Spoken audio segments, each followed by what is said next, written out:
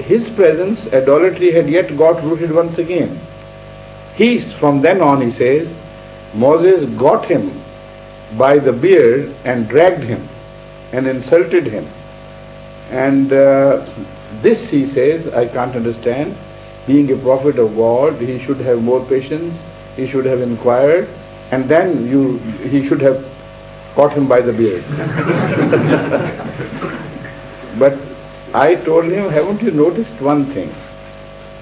And it's a strange thing to note, that the Holy Quran never says that Moses went and did that. The Holy Quran says that when Moses expressed his anger at what had happened, Aaron begged him that he should not hold him by the beard. So Hazrat Muslim Maud has very wisely commented on this and said that this is a figure of speech. Moses did not hold him by the beard. All the Holy Quran says is that Moses expressed his indignation in strongest terms. What has happened? Only 40 days absence has brought you to this stupid end. And then Aaron said, don't hold me by the beard, which meant don't bring me bad name, don't involve me in this. With such strong condemnation, the impression created on the people would be that I was also a party to it. He said, I was not a party to it. So please don't drag me into it. This is a figure of speech. If it had actually happened, then God should have said that Moses went straight, made a beeline for Aaron and got him by the beard and dragged him, and then he said, please forgive me. That is spoken by the other text of Muslims. Of course it is. All the mullahs say of this, but they build the story without knowing, without realizing that God has never said it.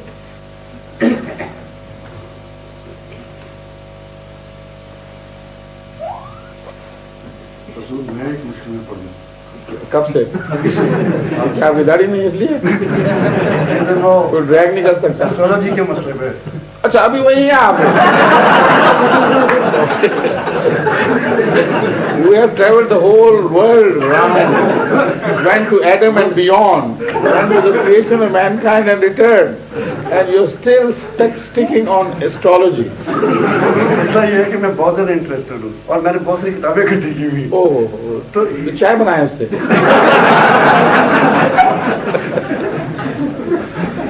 उसमें हज़रत मोहिउद्दीन इब्न अरबी साहब का हवाला भी है, वो उन्होंने फ्रांस वालों ने किताब शाया की अंग्रेजी में, उनको तर्जुमा करके उधर से वो आप साकी साहब हारोस्कोप बना के पहले बताएं क्या हुआ इनके साथ। नहीं मैं पर्सनल बात नहीं कर रहा, उसमें मैं पसंद कर रहा हूँ बना देना ये। जो इतना इल्म हासिल किया आपने तो साकी साहब का हारोस्कोप बना के मुझे बताएं क्या है। नहीं असल में वही बात कर रहा हूँ कि जाती मामलों पे एस्ट्रोलॉजी की बात नहीं, वो क्या जाती फलां आदमी का क्या होगा, मैं सिर्फ गैस कर रहा था कि उसमें वो जो मतलब फिजिक्स के हवाले से, केमिस्ट्री के हवाले से उसमें बहुत सारी चीज़ें लिखी हुई हैं, मतलब रेस का आपस में मिलना, जिस तरह उनका इफेक्ट जो है एस्ट्रोनॉमी के हवाले से,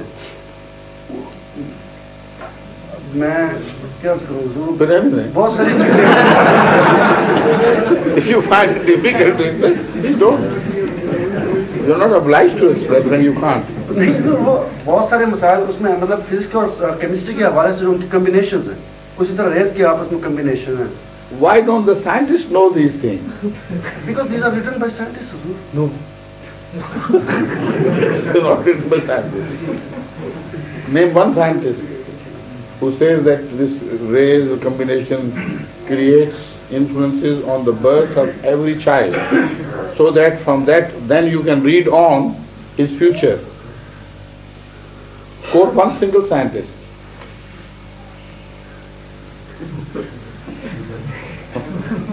So physics. You see, you should have taken my advice before you spent so much money on this trash, buying these books. Now you already bought or invested on this, what can I do about it?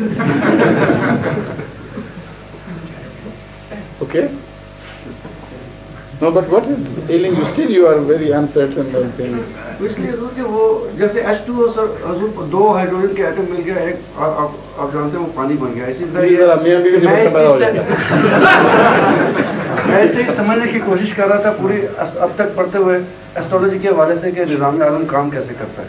अच्छा, मुझे ये वो जो राशि पे आया था कि खुदा की मर्जी के बगैर पता भी नहीं करता, और जैसे उन्होंने फरमाया कि मतलब ये मुख्तलिफ प्लैनेट्स जो हैं फरिश्तों का काम है ना मुलाते इस्लाम के हवाले से, ये सारी चीज़ें मिला के अपने जहन में एक जो है वो वर्किंग सिस्टम जो है उसको समझने की कोशिश कर रहा था। तो अब वो एकदम सारी इमारत जो है वो धड़ाम से गिर रहा है। आप बीच में से निकल जाए।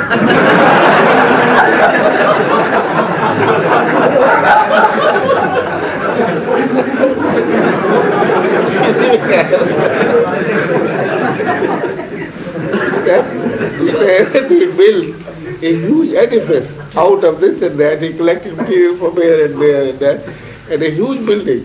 And now you have just making a few statements, you have entirely demolished the whole building. I said, please get out of that building immediately before it falls on you. Yes, please. Last question now. This is the belief of the Ahmadiyya movement that Almighty Allah reveals prophets at any time to the day of judgment. Huh? That Almighty Allah never breaks revealing prophets if it needs. Never breaks the sending prophets. Sending prophets if the needs arise. That, because we say I understand, yes, I understand, yes. And I've heard this, I haven't read it myself, that if the Mahdi appears, the Khilafah will continue till the day of judgment. Is it true first? And it's in what book, so that I can know and agree on that if such a question is. You see, as far as the continuity of prophethood is concerned, it should be understood in two ways. Number one, just the logical possibility, and the second, actually what may happen.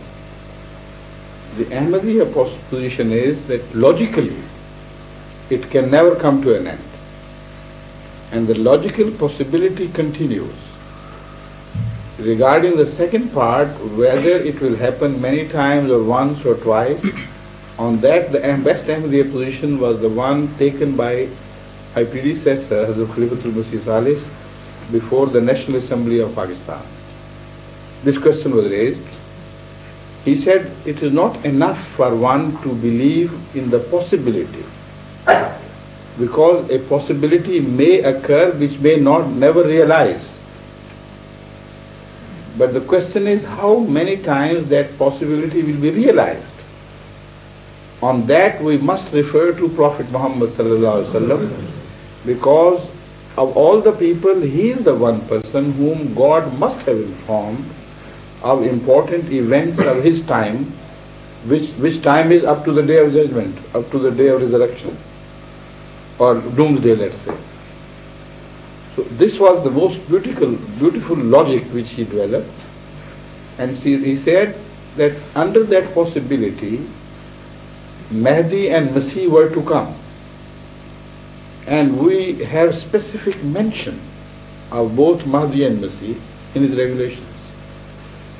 So the possibility still continues, but if somebody speaks of realization of that possibility, he must find out evidence from hadith, from the word of Holy Prophet, that because it was his age, because a subordinate was to be born to him, he must have been informed by God.